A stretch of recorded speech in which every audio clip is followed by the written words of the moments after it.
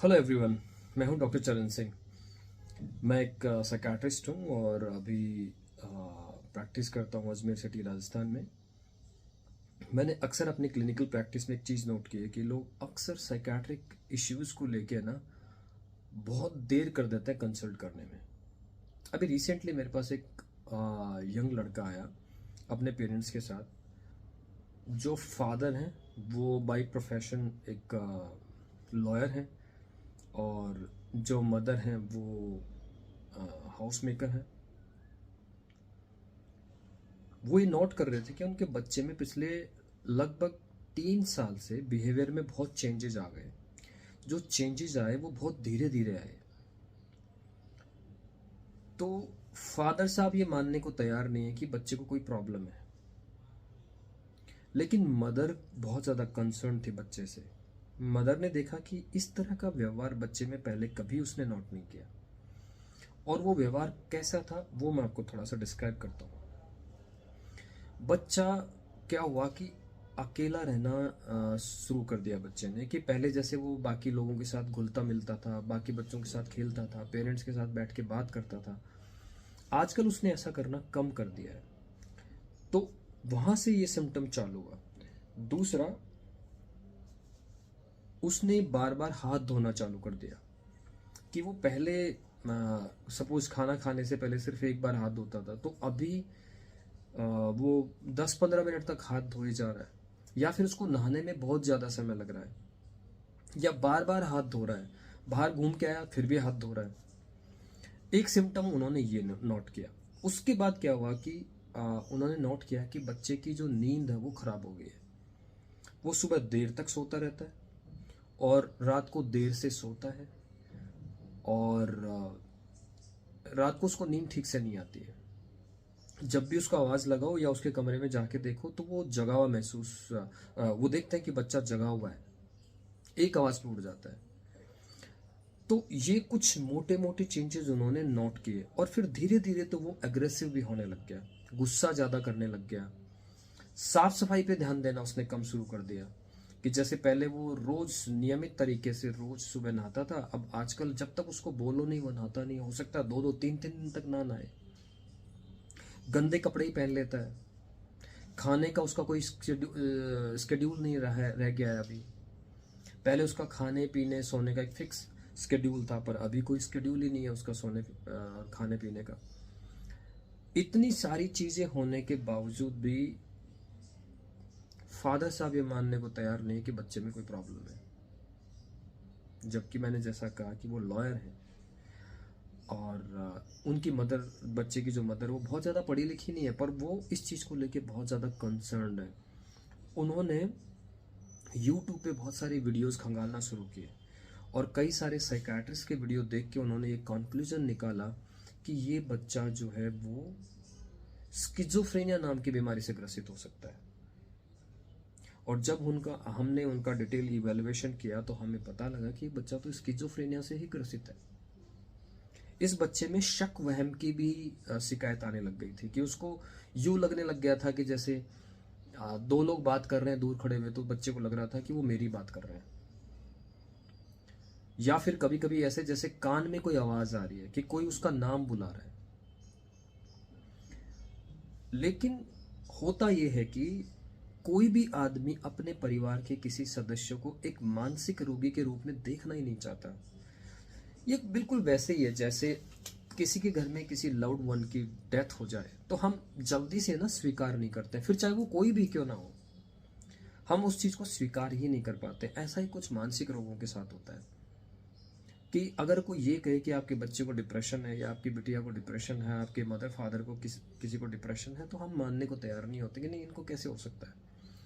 और एक बहुत बड़ी गलतफहमी तो ये होती लोगों में कि हमारी लाइफ में तो सब कुछ ठीक चल रहा है, फिर काहे का डिप्रेशन।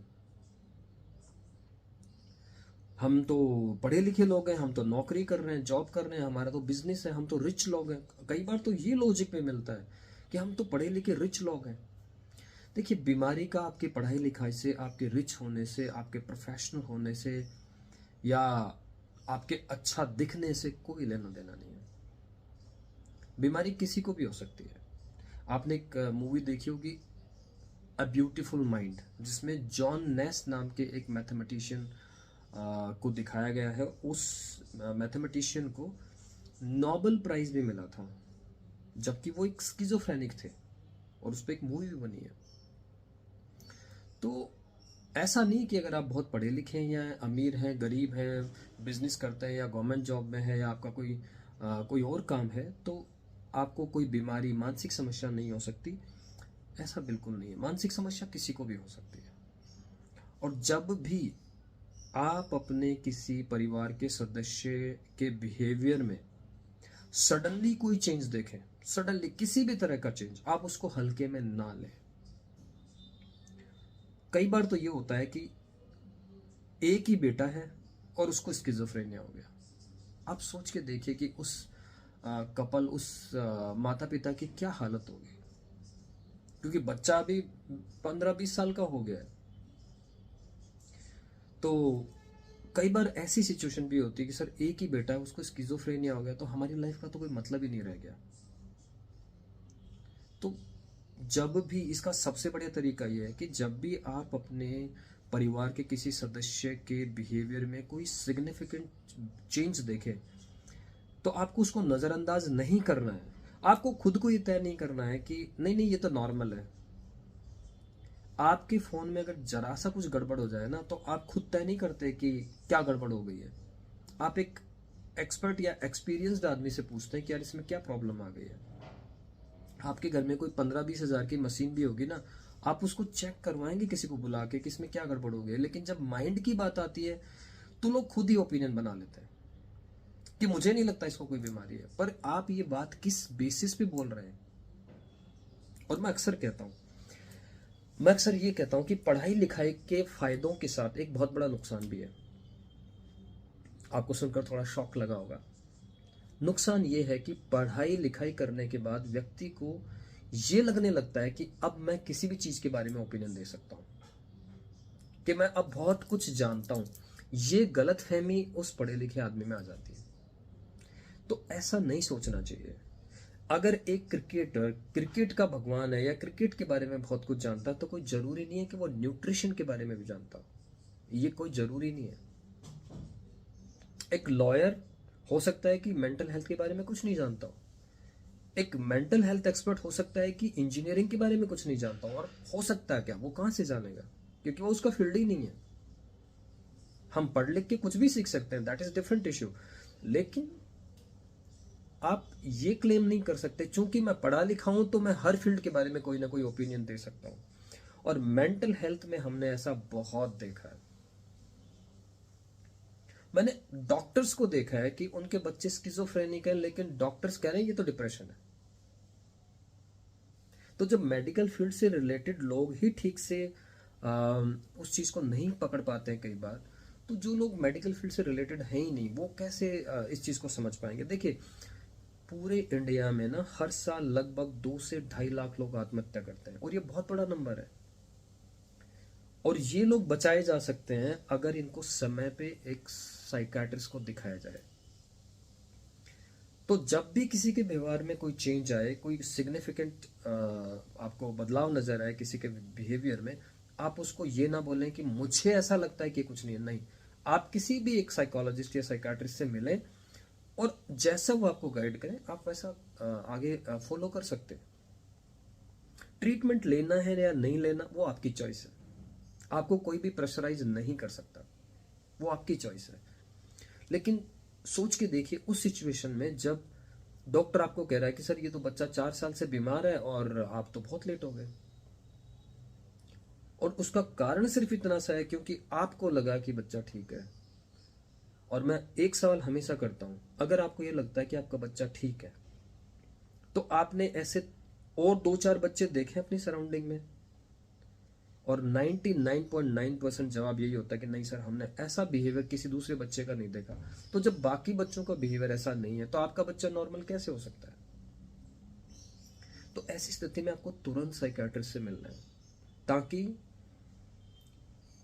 कहीं ऐसा ना हो कि फिर एक समय के बाद उस बीमारी को आप पूरा ठीक ही ना कर पाए, और एक दिन बच्चा बड़ा हो के आपको ये बोले, काश आपने मुझे समय पे दिखा दिया होता, तो मेरे वो बीच वाले 12th के आसपास वाले 4 साल खराब नहीं होते। कई बार ऐसा होता है कि डिप्रेशन को लोग ड्रैग कर रहे होते हैं 6 महीने साल भर तक, और बच्चे की उस वक्त करियर बनाने का टाइम होता है और पेरेंट्स ने लापरवाही कर दी। हमारे पास कई बार बच्चे आते हैं जो बिना पेरेंट्स के आते हैं, और अब वो कहते हैं कि सर हमने हमारे पेरेंट्स जो पढ़े लिखे उनको समझा दिए कि ये डिप्रेशन है, मुझे साइकियाट्रिस्ट को दिखाओ। वो कहते हैं कि नहीं नहीं, तुम कोई पागल थोड़ी हो, माफ करना मुझे ये शब्द इस्तेमाल करने के लिए। उसका कारण सिर्फ इतना सा है कि लोगों को लगता है साइकियाट्रिस्ट के पास तो केवल जो बिल्कुल ही साइकोटिक हो गया है ना, जो बिल्कुल पागल आदमी हो गया, उसको दिखाते, पर ऐसा नहीं है। मैंने कितनी ही बार ये बात बताई अपने वीडियोस में कि एक साइकियाट्रिस्ट 400 से ज्यादा बीमारियों का इलाज करता है, उनमें से एक साइकोसिस भी है, यानी पागलपन भी है। पर इसका ये कतई मतलब नहीं है कि वो सिर्फ एक ही चीज का इलाज करता है।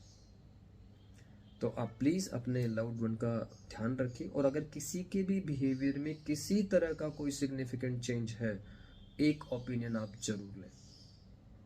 अगर इस तरह की इन्फॉर्मेशन आप देखना पसंद करते हैं, मेंटल हेल्थ से रिलेटेड चीज़ों का आप लाइक करते हैं, तो प्लीज़ इस चैनल को सब्सक्राइब करिए और वीडियो को लाइक करें, और अपने जितने भी लव्ड वन हैं उनसे शेयर करिए। हो सकता है कि आपके इस एक शेयर से उनको बहुत फ़ायदा हो जाए। Thank you very much.